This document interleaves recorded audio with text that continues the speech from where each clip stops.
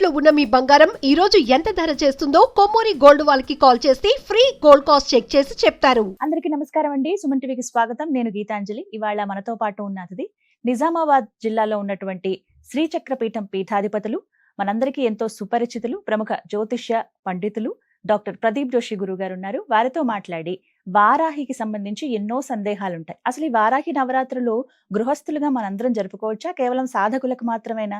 ఒకవేళ మనం జరుపుకోవచ్చు అంటే ఎటువంటి నియమాలు ఉంటాయి? సాధకులు గనక ఈ గుప్త నవరాత్రులను ఆచరించాలంటే ఎలాంటి నియమాలు పాటించాలి, ఏ విధంగా జరుపుకోవాలి తెలుసుకుందాం. గురుగారి మాటల్లో విందాం.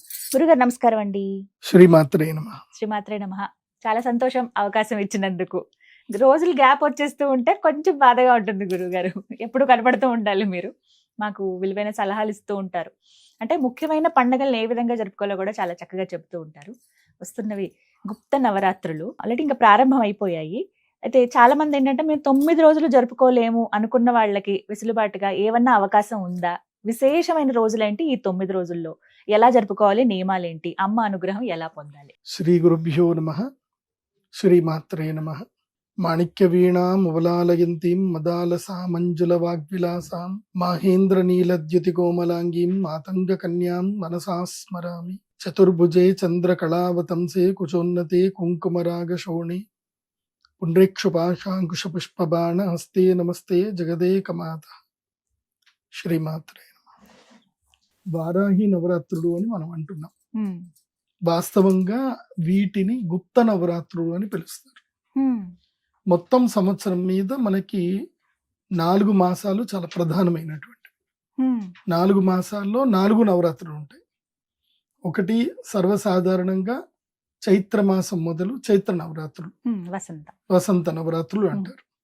అవి అమ్మవారికి సంబంధించిన చాలా ఇష్టమైన నవరాత్రులు. వాటిని లలితా నవరాత్రులు అని కూడా చాలా మంది అంటారు. తర్వాత వచ్చేసరికి శరన్నవరాత్రులు. ఇది అందరికి బాగా తెలిసిన నవరాత్రులు శరన్నవరాత్రులు.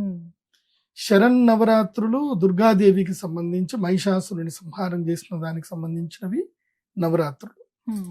తర్వాత వచ్చినటువంటివి మాఘ నవరాత్రులు, మాఘమాసంలో వచ్చేటువంటి 9 రాత్రులు. ఇవి రాజశ్యామల అమ్మవారికి చాలా ప్రీతికరమైన నవరాత్రులు. మాఘమాసంలో వస్తుంది. అందులోనే వసంత పంచమి కూడా వస్తుంది, మనకు తెలుసు. ఈ 3 నవరాత్రులకు ఒక్కొక్క దానికి ఒక ప్రాధాన్యత ఉంటుంది. వసంత నవరాత్రులు విద్యాయోగ సిద్ధికి, రాజయోగ సిద్ధికి. ఇది మాఘమాసంలో వచ్చే నవరాత్రులు.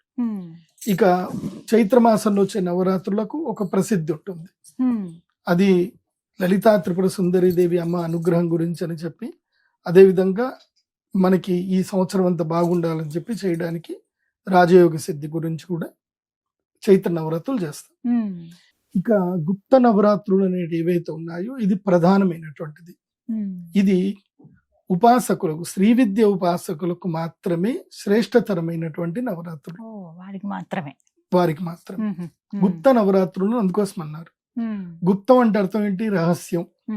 రహస్యంగా ఉండేది, ఎవరికి వారు సాధన చేయగలిగేది. గుప్త నవరాత్రులు అంటే ఏంటి? సాధన చేయతగినటువంటి నవరాత్రులు. ఈ నవరాత్రులు చాలా రహస్యంగా, గుప్తంగా, ఎవరికి తెలియకుండా ప్రశాంతంగా ఏకచిత్తులై చేసుకోవలసినటువంటి నవరాత్రులు ఇవి. అందుకే వీటిని వారాహి నవరాత్రులు అంటారు.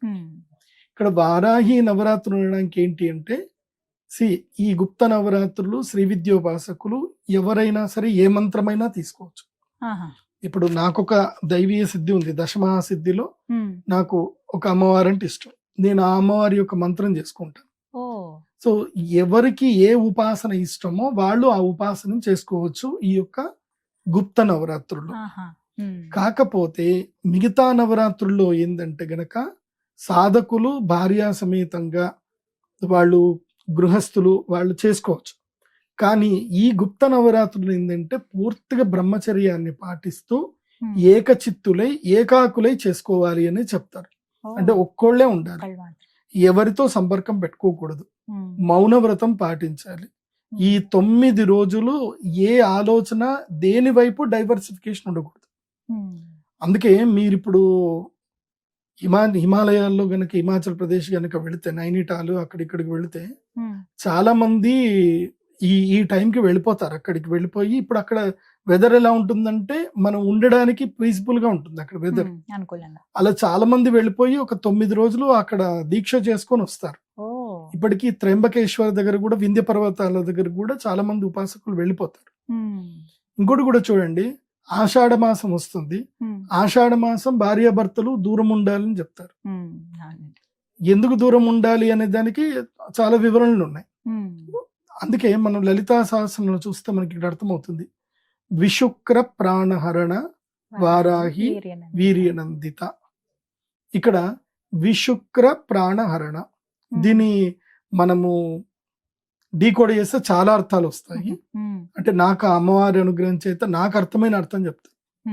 ఇక్కడ అమ్మవారు భండాసురుణ్ణి సంహరించే సమయము లోపల ఆ భండాసురుడు లోకాలన్నిటినీ ఏం చేశాడు అంటే ఒక వరం కోరుకున్నాడు. ఏమంటే విశుక్ర అంటే ఎవరికి సంతానం కలగకపోవడము, ఎవరికి కామ వికృతులు రాకపోవడము, అంటే ఇంకా కామాకర్షితులు ఎవరు కారు. ఇంకా అంటే ఇప్పుడు మనం అన్నం తినాలి అంటే తుమ్మెద పాలినేషన్ చేస్తేనే మనకి ఇంత తిండి దొరుకుతుంది.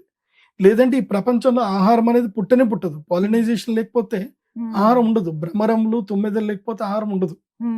అట్లాగే స్త్రీ పురుషులకి ఒకళ్ళ మీద ఒకళ్ళకి ఆకర్షణ ఆసక్తి లేకపోతే ఇంకా ప్రకృతే ఉండదు, ఇంకా ప్రపంచమే ఉండదు. భండాసురుడు చేసిన పని అదే. విశుక్ర అంటే విశుక్ర విగత శుక్రం అంటే విగత శుక్ర అంటే ఎవరైతే గనక తమ శుక్రత్వాన్ని, అంటే పురుషుడు శుక్రత్వం కోల్పోయారు అంటే అర్థం ఏంటి? పురుషత్వాన్ని కోల్పోయారు అంటే అందరూ నపుంసకులు అయిపోయారు. అక్కడ పురుషులు గాని స్త్రీలు గాని అందరు నపుంసకులు అయిపోయారు. అంటే ప్రకృతికి అప్రాకృతికం అయిపోయింది, విరుద్ధం అయిపోయింది భండాసురుడు చేయటం వల్ల. సో అలాంటి విశుక్రుణ్ణి ప్రాణహరణ, విశుక్ర ప్రాణహరణ అంటే విశుక్రుణ్ణి సమరించింది ఎవరు అంటే వారాహి అమ్మవారు. అందుకే ఆ వారాహి అమ్మవారు విశుక్రుణ్ణి సంహరించి ఈ సమస్త లోకాలకి క్షేమం చేసింది కాబట్టి కృతజ్ఞతాపూర్వకంగా అందరూ కూడా ఉపాసకులు ప్రధానంగా ఈ గుప్త నవరాత్రుల్లో వారాహీదేవి అమ్మవారిని ఆరాధిస్తారు. అది ముఖ్యంగా గుప్త నవరాత్రుల్లో వారాహి నవరాత్రులు అనడానికి ఉన్న ప్రాధాన్యత. ఇంకా చాలా మంది సోహం మెడిటేషన్ చేస్తారు, ఇంకా చాలా ఉంటాయి. శ్రీ విద్యకు సంబంధించిన విషయాలు నేను చర్చించేటప్పుడు ఒక్కొక్క విద్య ఏంటి అంటే తారా విద్య ఉంటుంది, తర్వాత మాతంగి విద్య ఉంటుంది అంటే రాజశ్యామల, తర్వాత కమలాత్మిక అంటే ధనం ఎలా సంపాదించాలి అని, విద్య ఎలా సంపాదించాలని, అదేవిధంగా బగళాముఖి ఉంటుంది, భైరవి ఉంటుంది, శ్యామల ఉంటుంది, ఇలా చాలా ఉంటాయి. సో అమ్మవారి గురించి మొత్తం మనం తెలుసుకోవాలి అని అంటే రుద్రయామల తంత్రం అని ఒక అద్భుతమైన గ్రంథం ఉంటుంది. రుద్రయామల తంత్రం అది గనక చూస్తే మనకి శ్రీ విద్యకు సంబంధించిన పూర్తి వివరాలు దాంట్లో క్షుణ్ణంగా సాక్షాత్తు మహాశివుడే అమ్మవారి గురించిన తత్వ వివేచనని తెలియజేశాడు. కాబట్టి మనం శ్రీ విద్య గురించి ఏమైనా తెలుసుకోవాలనుకుంటే రుద్రయామల తంత్రం నుంచి తెలుసుకోవాలి. ఆ రుద్రయామల తంత్రములోనే ఈ వారాహి విద్య కూడా వివరించబడింది. అలాగే మనకి రావణాసురుడు తన యొక్క రాసినటువంటి రావణ సంహితలో కూడా ఈ వారాహి అమ్మవారి ఉపాసనకు సంబంధించిన విధి విధానాన్ని కూడా తెలియజేయడం జరిగింది. అయితే ఈ వారాహి నవరాత్రులు చేసేటప్పుడు ఏంటంటే చాలా నియమాలు ఉంటాయి. చాలా నియమాలంటే మొట్టమొదటిగా ఏంటంటే పూర్తిగా శాకాహారులు అయి ఉండాలి. శాకాహారం అంటే ఇప్పుడు ఎట్లాగూ ఇవి వస్తాయి, మనం ఆషాఢ శుద్ధ ఏకాదశి నుంచి ఏమొస్తుంది అని అంటే శాఖావ్రతం అని వస్తుంది. అంటే శాఖ అంటే కూరగాయలు ఏవి తినకూడదు, ఓన్లీ పప్పు దినుసులు మాత్రమే తినాలి అని నియమం ఉంటుంది. ఇది ఆషాఢ శుద్ధ ఏకాదశి నుంచి. వారాహి నవరాత్రులు స్వీకరించేటువంటి వాళ్ళు మాత్రం వాళ్ళు ఈ యొక్క శుద్ధ ప్రతిపద నుంచి ఆ వ్రతం పట్టుకుంటారు. అంటే కేవలం మినుపప్పు ఏవైతే ఉంటుందో మినుప వడలు, మినుపప్పులు మాత్రమే తింటారు, పప్పులే తింటారు, వేరే ఏమి కూడా తినరు. అండ్ వన్ మోర్, ఎవరైనా నవరాత్రులు ఉపాసన చేయాలి అని అంటే ఫస్ట్ ఈ విషయం తెలుసుకోవాలి. సిద్ధి పొందాలి అని అంటే యోగ సిద్ధి కలగాలి, యోగం రావాలి. యోగం అంటే ఏమిటి? యమ, నియమ, ఆసన, ప్రాణాయామ, ప్రత్యాహార, ధ్యాన, ధారణ, సమాధి. దాంట్లో యమ నియమ ఆసనాలు అనేటివి 3 ప్రధానమైనటువంటి. యమ అంటే వేటిని మనం కంట్రోల్ చేసుకోవాలి, నియమాలు వేటిని మనం వదలాలి, ఎలా ఉండాలి అనేటువంటి యమ నియమాలు, తర్వాత ఆసనాలు, తర్వాత ప్రాణాయామాలు, తర్వాత ప్రత్యాహారం. ఇవి 5 కనుక మనం చేయగలిగితేనే అప్పుడు అమ్మవారి మీద పూర్తిగా మనం ధ్యానం చేయగలుగుతాం. ఈ 5టిని మనం సాధించకుండా ధ్యానం చేస్తాము అనుకుంటే అది మూర్ఖత్వం. సో యమనియమ ఆసనాలు తెలుసుకోవాల్సిందే.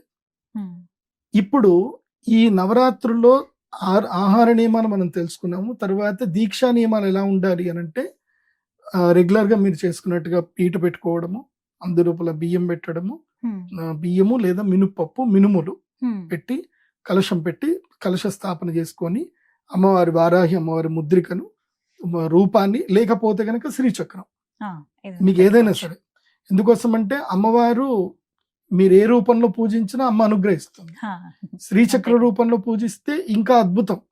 ఎందుకోసం అంటే ఆమె అంతర్ముఖ సమారాధ్య బహిర్ముఖ సుదుర్లభ అని చెప్పారు. సో మీరు అమ్మవారిని ఏ రూపంలో అయినా పూజించవచ్చు. ఆ విగ్రహం పెట్టుకొని లేదా శ్రీయంత్రం పెట్టుకొని, కాకపోతే శ్రీయంత్రము తప్పనిసరి. మీకు విగ్రహారాధనలో తప్పనిసరి అవునా కాదంటే అది మీ ఇష్టం, కానీ శ్రీయంత్రం తప్పనిసరి. శ్రీయంత్రము లేకుంటే ప్రాణము లేకుండా మీరు శరీరాన్ని పెట్టినట్టు. శ్రీయంత్రం ఉంటేనే అక్కడ ప్రాణం ఉన్నట్టు. శ్రీయంత్రం లేకపోతే ఏమీ లేనట్టే. అది ఒక విడంబన పూజ కింద అవుతుంది, అంతకుమించి ఏం కాదు. ఫోటో పెట్టుకోవచ్చు, కానీ శ్రీయంత్రం ఉండాలి. చిన్న శ్రీయంత్రం కాయిన్స్ దొరుకుతాయి. ఆ శ్రీయంత్రం పెట్టుకొని దానికి పాలతోటి అభిషేకం చేసుకొని కుంకుమార్చన చేసుకొని, సాధారణంగా వారాహి నవరాత్రులు ఎవరు చేసినా సరే అందరికీ సులభతరమైన మార్గం ఏంటంటే లలితా సహస్రం చదువుకోండి.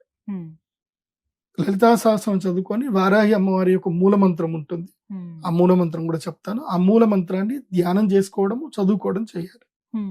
ఈ 9 రోజుల పాటు చాలా మౌనవ్రతంగా ఉండాలి. ఏ పని చేయకూడదు, కేవలం అమ్మవారు ఆరాధన చేయడము, నీకు సమయం దొరికితే యోగా చేయడం, ప్రాణాయామము, ఆసనాలు చేయడం, యోగాసనాలు చేయడం, సూర్య నమస్కారాలు ప్రాక్టీస్, ప్రాణాయామం చేయడము, ఇంత తినడము, మళ్ళీ ధ్యానం చేసుకోవడం, జపం చేసుకోవడం. 9 రోజులు ఇదే ప్రక్రియలో ఎవరైతే ఉంటారో అది వాస్తవమైనటువంటి దీక్ష.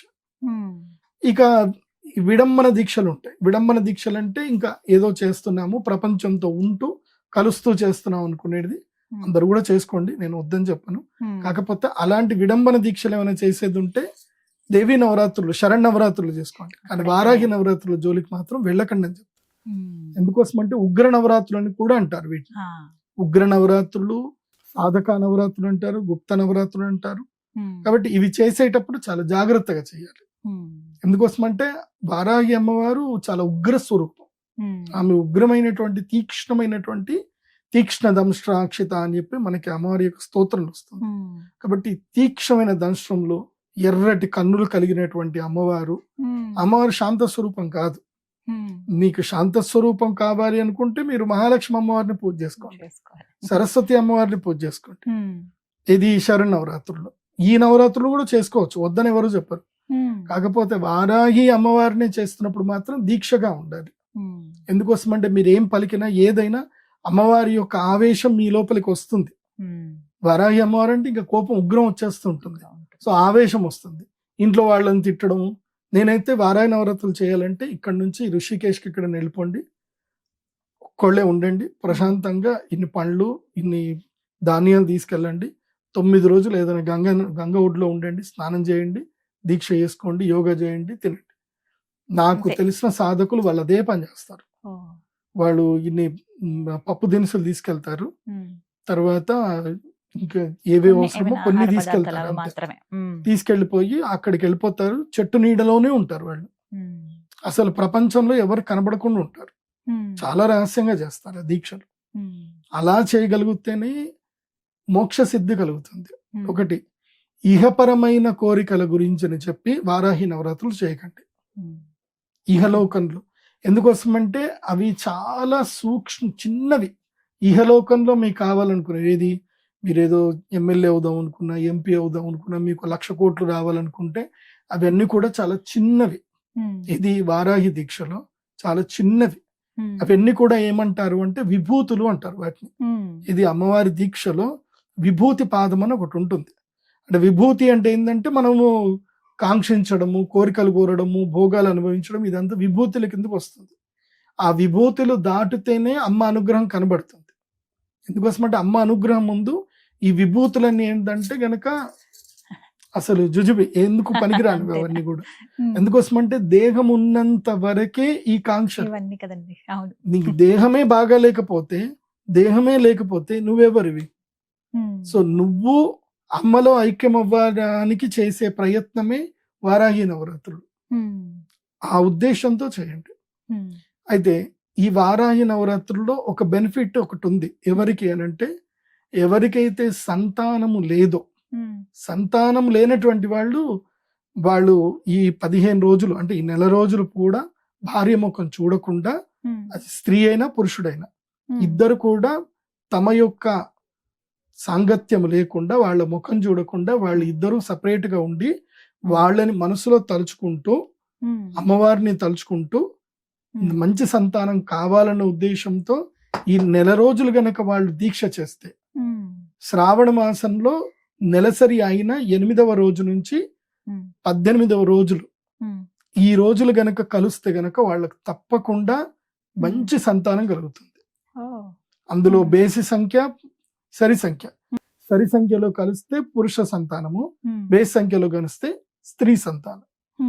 ఇది ఉంటుంది. కాకపోతే మీరు ఆ ఏదైతే ప్యాటర్న్ ఉంటుందో దాదాపుగా 40 అంటే 60 రోజులు, వాస్తవంగా చెప్పాలంటే ఒక శుక్ర కణము తయారవ్వడానికి 72 రోజులు పడుతుంది. 72 రోజుల పాటు మీరు దీక్షగా ఉండి బ్రహ్మచర్యం పాటించి, అప్పుడు 72 రోజుల తర్వాత అంటే ఎగ్జాక్ట్ అదే రోజు వస్తుంది. ఆ తర్వాత కనుక కలుసుకోగలిగితే తప్పకుండా మంచి సంతానం అవుతుంది.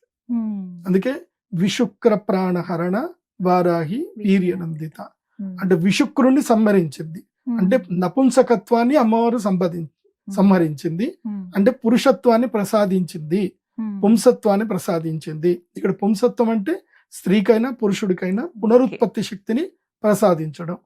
ఆ పునరుత్పత్తి శక్తిని ప్రసాదించింది వారాహి అమ్మవారి. కాబట్టి ఆ వారాహి అమ్మవారి యొక్క అనుగ్రహాన్ని పొందండి. పొందడం వల్ల మీకు మంచి యోగ సిద్ధి కలుగుతుంది.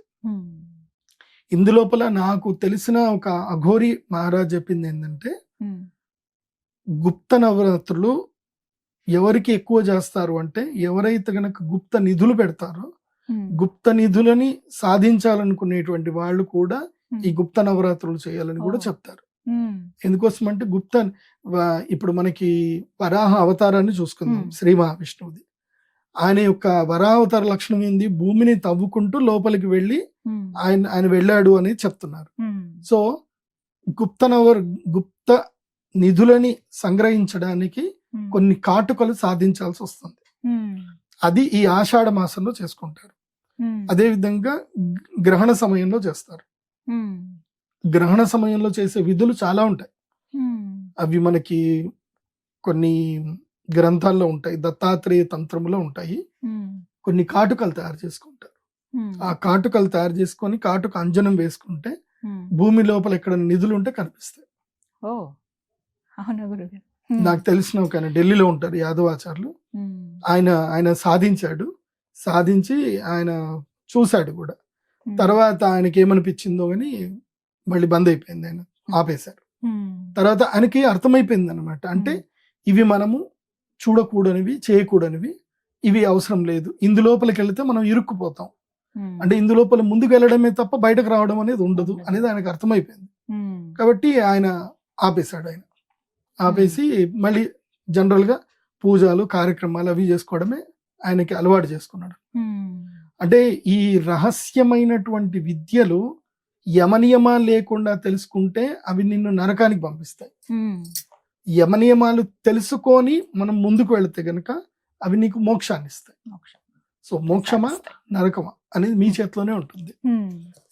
కాబట్టి చాలా జాగ్రత్తగా ప్రశాంతమైన చిత్త మనస్సుతో, కాంక్షలు లేకుండా కేవలం అమ్మ అనుగ్రహం కోసమే ఈ నవరాత్రులు చేయండి అని నేను చెప్తాను. ఈ విధంగా జరుపుకోమని తెలియజేశారు. ధన్యవాదాలండి.